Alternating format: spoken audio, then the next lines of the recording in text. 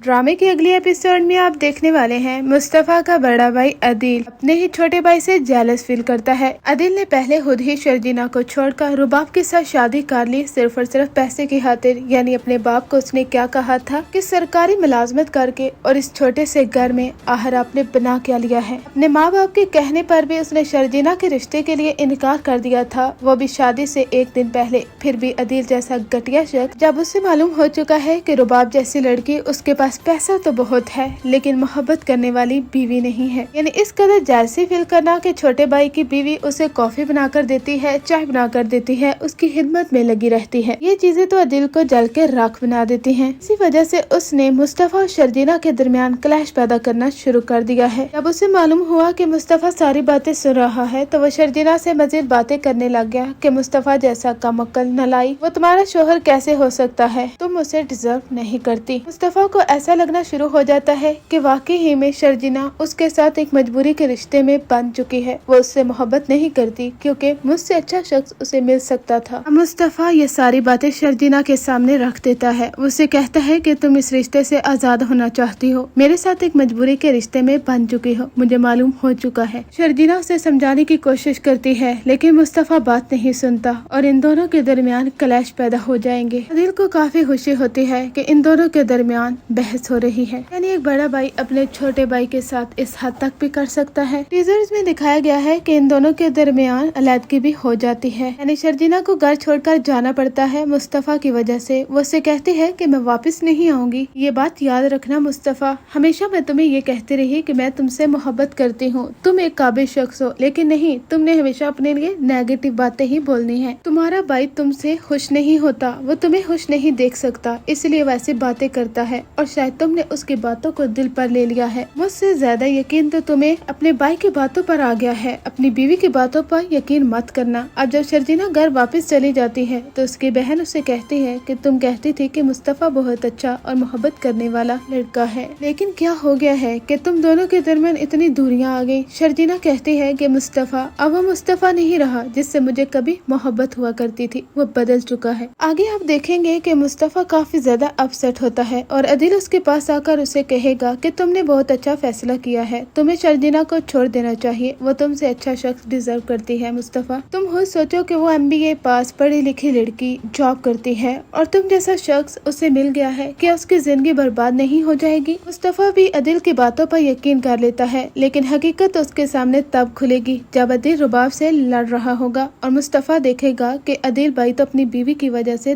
तंग है और वो तो जेलस फील करते हैं कि शर्जीना मेरा इतना ख्याल क्यों रखती है। उसके बाद मुस्तफा शर्जीना को लेने के लिए जाएगा।